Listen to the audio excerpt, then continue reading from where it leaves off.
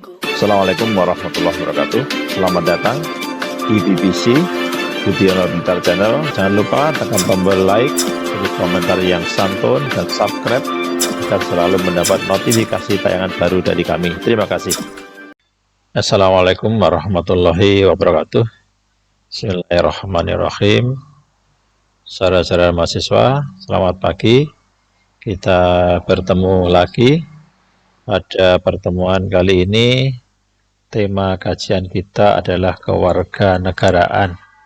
Artinya hal-hal yang terkait dengan warga negara. Tentu yang kita pelajari adalah kewarganegaraan kita, yaitu kewarganegaraan Indonesia. Adapun yang ingin diraih atau dicapai di dalam perkuliahan pagi ini adalah yang pertama, saudara mahasiswa mampu menjelaskan pengertian hak dan kewajiban warga negara. Yang kedua, mampu memberikan contoh tentang hak dan kewajiban warga negara yang diatur dalam Undang-Undang Dasar tahun 1945. Ketiga, mampu menjelaskan bagaimana cara memperoleh dan cara kehilangan status kewarganegaraan menurut Undang-Undang Nomor 12 Tahun 2006. Tujuan berikutnya memberikan alasan mengapa pada prinsipnya setiap negara menghendaki status kewarganegaraan tunggal bagi warga negaranya. Dan yang terakhir, dapat memberikan contoh kasus yang memungkinkan seorang kehilangan kewarganegaraan atau seorang memiliki kewarganegaraan ganda atau dua atau double. Dari tema di atas, yaitu tema kewarganegaraan tersebut, nanti kita breakdown, kita turunkan ada 6 poin. Yang pertama, konsep kewarganegaraan. Yang kedua, pengertian warga negara Indonesia. Yang ketiga, cara-cara memperoleh kewarganegaraan Indonesia. Keempat, bagaimana seorang kehilangan kewarganegaraan Indonesia. Kelima, hak warga negara Indonesia. Dan yang terakhir, nanti kewajiban warga negara Indonesia. Tentu nanti kita lihat di Undang-Undang Dasar 45, juga undang-undang yang mengatur tentang kewarganegaraan Indonesia, yaitu nomor 12 tahun 2006. Sebagai pengantar, kita tengok ulang pengertian penduduk dan bukan penduduk, walaupun di bab negara, bangsa, dan masyarakat beberapa waktu yang lalu kita sudah mempelajarinya, ya. Penduduk ini adalah seseorang yang tinggal atau mendiami suatu wilayah negara dalam jangka waktu yang cukup lama. Dalam waktu yang cukup lama ini, kalau menurut sensus penduduk kita adalah minimal selama 1 tahun. Penduduk ini ada yang mempunyai status kewarganegaraan, yang kita sebut warga negara, karena memang sudah diakui sebagai warga negara suatu negara, misalkan Indonesia. Ada juga dia hanya sebagai warga asing karena dia menetap di situ walaupun jangka waktu yang cukup lama atau cukup panjang karena hanya sebuah pekerjaan, dia kerja di negara itu, atau misalkan kerja di negara Indonesia, sehingga dia bukan warga negara tetapi hanya warga asing yang berada di Indonesia. Jadi penduduk yang merupakan warga asing yang berada di Indonesia. Sebaliknya, yang dimaksud dengan bukan penduduk berarti mereka yang mendiami wilayah negara yang sifatnya sementara. Nah, sementara ini ukurannya di sensus penduduk tadi adalah kurang dari 1 tahun. Jadi jangkanya pendek lah. Misalnya para wisatawan mancanegara. Jadi foreign countries, wisatawan foreign countries yang di Indonesia itu tergolong bukan penduduk, tapi hanya sebagai pendatang atau sebagai wisatawan dari mancanegara yang berkunjung di Indonesia. Menurut A.S. Hikam, yang dimaksud dengan warga negara adalah anggota sebuah komunitas yang membentuk negara itu sendiri. Jadi unsur-unsur negara kan ada 4. Warga negara ini salah satu unsur yang membentuk komunitas negara itu, ya. Sedangkan yang disampaikan Kurniatmanto, warga negara adalah anggota negara. Jadi lebih simpel Jadi memang secara keanggotaannya mereka telah diakui menjadi anggota negara tertentu. Itu adalah warga negara. Ada yang menyebut citizen ya, atau citoyen itu ya. Sedangkan pengertian yang disampaikan oleh Austin Rene, warga negara adalah orang-orang yang memiliki kedudukan resmi sebagai anggota penuh suatu negara. Jadi secara resmi, secara formal memang sudah diakui. Itulah yang disampaikan Austin Rene tentang konsep warga negara. Jadi warga negara adalah seseorang berdasarkan hukum adalah merupakan anggota dari wilayah negara yang bersangkutan dengan memiliki status kewarganegaraan asli maupun keturunan warga asing. Jadi warga negara itu bisa asli pribumi kalau Indonesia, bisa juga keturunan asing. Sedangkan yang bukan warga negara adalah seseorang berdasarkan hukum merupakan anggota dari wilayah negara yang bersangkutan, tetapi tunduk pada kekuasaan pemerintah lain. Contoh konkretnya adalah para duta besar, para konsul, negara lain atau negara asing yang ada di Indonesia. Jadi seorang warga negara itu memiliki hubungan timbal balik dengan negara dalam bentuk hak dan kewajiban. Yang sifatnya timbal balik tadi, haknya warga negara berarti kewajibannya negara, kewajibannya warga negara berarti haknya warga negara. Jadi hubungannya bersifat terbalik gitu ya. Kita memasuki pembahasan yang pertama, yaitu konsep kewarganegaraan, bahwa menurut hukum internasional, tiap-tiap negara berhak untuk menetapkan sendiri siapa yang akan menjadi warga negaranya, siapa yang akan menjadi anggota resmi negaranya. Ya. Untuk itu, kita mengenal ada dua azas yang biasa dipakai, ada ayas ius soli dan ayas ius sanguinis. Ada ayas tempat tinggal, ada juga ayas keturunan. Ya. Yang pertama, untuk menetapkan warga negara, yaitu menggunakan ayas ius soli.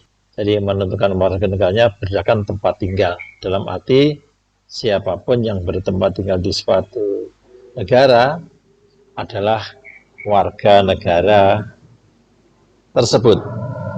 Misalnya di sini kita kenal negara Inggris, demikian juga negara Amerika. Ini menganut ayas tempat tinggal. Jadi, siapapun yang tinggal di sana, mereka adalah warga negaranya.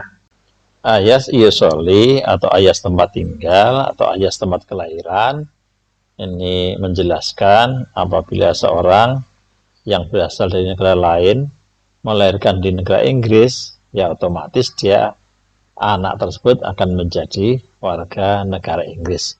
Ini penjelasan dari ius soli atau ayas tempat tinggal.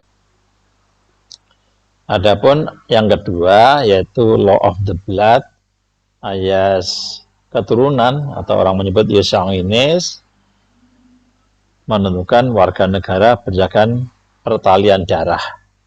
Artinya siapapun seorang anak kandung seorang warga negara tertentu, maka anak tersebut juga dianggap warga negara yang bersangkutan atau sama dengan warga negara orang tuanya. Ini untuk ayas keturunan atau ayas ius soli atau law of the blood. Negara yang menganut ayas ini misalnya adalah negara Cina atau RRC ya. Sehingga dimanapun warga negaranya melahirkan, maka anaknya otomatis ya warga negara Cina atau warga negara RRC karena menganut ayas keturunan, ayas pertalian darah terhadap orang tuanya. Ada juga yang menambahkan ayas ketiga, yaitu ayas perkawinan. Pertama, menjelaskan ayas persamaan hukum bahwa antara suami dan istri ini punya ikatan keluarga yang tidak bisa dipisahkan sebagai satu kesatuan, maka warga negara yang bersangkutan harus sama. Yang kedua adalah ayas persamaan derajat, yaitu menjelaskan bahwa perkawinan tidak menyebabkan salah satu pihak tunduk secara hukum terhadap yang lain karena dia punya derajat yang sama di depan hukum, maka dia punya hak masing-masing untuk menentukan kewarganegaraan dirinya. Apakah dia akan ikut suaminya atau tetap warga negara dia semula. Sehingga konsekuensi logisnya mereka masing-masing memiliki keluarga yang berbeda, sama seperti kewarganegaraan yang mereka miliki sebelum mereka mengadakan sebuah kontrak atau sebuah perjanjian perkawinan. Jadi yang laki-laki ya tetap menjadi warga negara semula dari negara yang bersangkutan, demikian juga ya istri juga tetap menjadi warga negara dari warga asalnya, sehingga mereka punya hak masing-masing, sehingga bisa jadi berbeda seperti itu. Dengan adanya cara yang berbeda antar negara di dalam menentukan status kewarganegaraannya, maka sebagai konsekuensinya bisa terjadi orang punya kewarganegaraan ganda, atau bisa terjadi orang tidak memiliki kewarganegaraan sama sekali, yang disebut apatrid atau bipatrid. Jadi hal ini logis sekali, karena cara negara menentukan status kewarganegaraan yang berbeda menimbulkan dua tersebut. Seorang punya kewarganegaraan double, di sisi lain bisa jadi orang tidak memiliki kewarganegaraan sama sekali. Itu sebagai akibat logis dari cara masing-masing negara menentukan kewarganegaraan yang berbeda-beda. Sebagai contoh, seorang anak lahir di Cina. Cina menganut Yesaoinis atau ayas keturunan, dan orang tuanya adalah warga Amerika yang menganut Yesoli atau tempat kelahiran. Dalam kasus ini kita akan melihat anak tersebut tidak memiliki kewarganegaraan karena Cina menganut kelahiran sedangkan atau keturunan, sedangkan Amerika menganut tempat tinggal. Anak ini lahir tidak memenuhi dua kriteria tersebut, sehingga ya tidak punya kewarganegaraan atau orang nyebut apatrid ini. Kemungkinan kedua bisa jadi seorang anak akan memiliki kewarganegaraan ganda karena tadi sistem penentuan kewarganegaraan di masing-masing negara yang berbeda.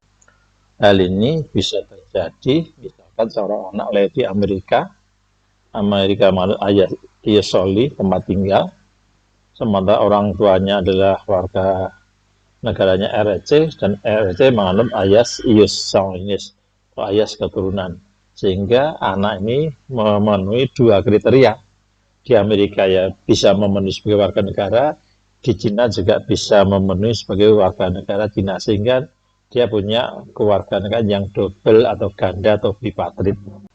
Sebagai jalan tengah atau sebagai solusi untuk memecahkan permasalahan di atas, agar seorang anak tidak punya kewarganegaraan ganda atau sama sekali tidak punya kewarganegaraan, maka ada dua cara. Yang pertama adalah setel sel aktif, dan yang kedua ada setel sel pasif.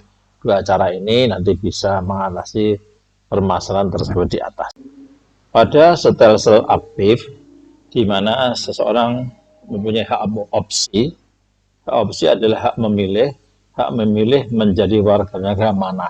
Jadi di sini seseorang warga negara perlu melakukan tindakan-tindakan hukum untuk mengambil langkah memilih salah satu warga negaraan atau dari dua yang dimilikinya tadi. Sedangkan pada setel sel pasif, seseorang bisa menggunakan hak repudiasi untuk menolak, ya, di mana seorang tidak perlu melakukan tindakan apapun, tidak perlu mengambil tindakan hukum apapun, tapi secara otomatis dia telah diakui menjadi warga negara suatu negara tanpa melakukan tindakan-tindakan hukum tertentu. Ini tentu untuk solusi dari mereka tidak punya sama sekali kewarganegaraan, atau juga bisa solusi dari bipatrid tadi. Kita masuk pada kajian berikutnya, yaitu hak dan kewajiban warga negara. Di sini hak dimanai sesuatu yang seharusnya kita terima, sedangkan kewajiban dimaknai sesuatu yang harus kita lakukan. Nah, di sini terjadi timbal balik. Hak warga negara menjadi kewajiban negara, kewajiban warga negara menjadi hak negara. Jadi ada hubungan timbal balik. Untuk warga negara Indonesia, ini diatur di pasal 26 Undang-Undang Dasar tahun 1945. Pada pasal 26 Undang-Undang Dasar tahun 1945 dijelaskan di ayat A, warga negara Indonesia ialah orang-orang bangsa Indonesia asli dan orang-orang bangsa lain yang disahkan dengan undang-undang sebagai warga negara. Dengan ayat B, penduduk ialah warga negara Indonesia dan orang asing yang bertempat tinggal di Indonesia. Sedangkan ayat C, hal-hal mengenai warga negara dan penduduk diatur dengan undang-undang. Inilah yang kita sebut biasanya undang-undang organik yang diatur di Undang-Undang Nomor 12 tahun 2006. Yang dimaksud orang Indonesia asli, yaitu dulu pada zaman Belanda disebut pribumi atau penduduk bumi putra. Sedangkan bangsa lain bisa keturunan Belanda, keturunan Tionghoa, keturunan Arab yang bertempat kedudukan di Indonesia, serta mengakui Indonesia sebagai tanah airnya dan bersikap setia kepada Negara Kesatuan Republik Indonesia. Itulah yang disebut dengan bangsa lain pada undang-undang ini. Pasal 26 Undang-Undang Dasar tahun 1945 di atas selanjutnya akan dijabarkan lebih rinci dalam Undang-Undang Nomor 12 tahun 2006, yaitu undang-undang yang mengatur atau membahas tentang kewarganegaraan Indonesia. Poin-poin pada Undang-Undang Nomor 12 tahun 2006 tentang kewarganegaraan diantaranya, setiap orang yang berdasarkan peraturan perundang-undangan dan atau berdasarkan perjanjian pemerintah Republik Indonesia dengan negara lain sebelum undang-undang ini berlaku sudah menjadi warga negara Indonesia. Poin berikutnya, warga negara Indonesia adalah anak yang lahir dari perkawinan yang sah dari seorang ayah dan ibu warga negara Indonesia. Berikutnya, anak yang lahir dari perkawinan yang sah dari seorang ayah warga negara Indonesia dan dari ibu warga negara asing. Berikutnya, warga negara Indonesia adalah anak yang lahir dari perkawinan yang sah dari seorang ibu warga negara Indonesia, tetapi ayahnya tidak mempunyai kewarganegaraan atau hukum negara asal. Ayahnya tidak memberikan kewarganegaraan kepada anak tersebut. Dia tetap warga negara Indonesia. Warga negara Indonesia adalah anak yang lahir dalam tenggang waktu 300 hari setelah ayahnya meninggal dunia dari perkawinan yang sah dan ayahnya warga negara Indonesia. Berikutnya, warga Indonesia adalah anak yang lahir di luar perkawinan yang sah dari seorang ibu warga negara Indonesia. Poin berikutnya, warga negara Indonesia adalah anak yang lahir di luar perkawinan yang sah dari seorang ibu warga negara asing yang diakui oleh seorang ayah warga negara Indonesia sebagai anaknya. Dan pengakuan itu dilakukan sebelum anak tersebut berusia 18 tahun atau sebelum anak tersebut menikah. Berikutnya, warga negara Indonesia adalah anak yang lahir di wilayah negara Republik Indonesia yang pada waktu lahir tidak jelas status kewarganegaraan ayah dan ibunya. Jadi status orang tuanya tidak jelas. Berikutnya, warga negara Indonesia adalah anak yang baru lahir yang ditemukan di wilayah negara Republik Indonesia selama ayah dan ibunya tidak diketahui, artinya orang tuanya tidak jelas. Berikutnya, warga negara Indonesia adalah anak yang lahir di wilayah negara Republik Indonesia apabila ayah dan ibunya tidak mempunyai kewarganegaraan atau tidak diketahui keberadaannya. Poin berikutnya, warga negara Indonesia adalah anak yang dilahirkan di luar wilayah NKRI dari seorang ayah dan ibu warga negara Indonesia yang karena ketentuan dari negara tempat anak tersebut dilahirkan memberikan kewarganegaraan kepada anak yang bersangkutan. Berikutnya, warga negara Indonesia adalah anak dari seorang ayah atau ibu yang telah dikabulkan permohonan kewarganegaraannya, kemudian ayah dan ibunya meninggal dunia sebelum mengucapkan sumpah atau menyatakan janji setia. Inilah cara-cara untuk memperoleh kewarganegaraan Indonesia. Satu, melalui kelahiran, ya. Dua, bisa melalui pengangkatan. Yang ketiga, dengan cara mengajukan permohonan. Berikutnya, bisa karena pemberian kewarganegaraan. Berikutnya, bisa karena perkawinan atau pernikahan. Jadi misalkan bahkan orang asing yang menikahi warga negara Indonesia, yaitu. Berikutnya, bisa karena seorang anak urut ayah dan ibunya. Dia bisa menjadi warga negara Republik Indonesia. Berikutnya, seseorang dapat kehilangan warga negara Indonesia dikarenakan beberapa hal, di antaranya satu, karena memperoleh kewarganegaraan lain atas kemauan sendiri. Jadi tidak boleh double, berarti harus tinggal salah satu. Ya. Yang kedua, tidak menolak atau tidak melepaskan kewarganegaraan lain, sedangkan orang yang bersangkutan mendapat kesempatan untuk itu. Berikutnya, seseorang hilang kewarganegaraannya karena dinyatakan telah hilang kewarganegaraan oleh Presiden atas permohonan sendiri jika yang bersangkutan sudah berusia 18 tahun dan tinggal di luar negeri.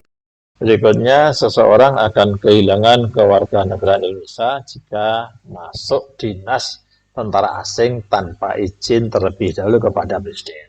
Berikutnya, karena seseorang secara sukarela mengangkat sumpah atau menyatakan janji kepada negara asing atau bagian dari negara asing tersebut. Berikutnya, tidak diwajibkan tetapi berserta dalam pemilihan sesuatu yang bersifat ketatanegaraan untuk suatu negara asing. Maka kewarganegaraan Indonesianya hilang.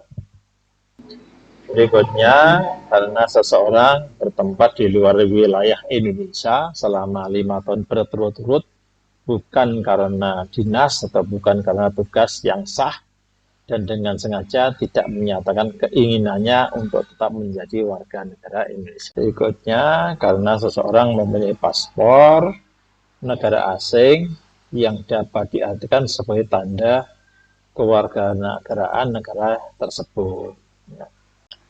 Kajian terakhir, hak dan kewajiban warga negara.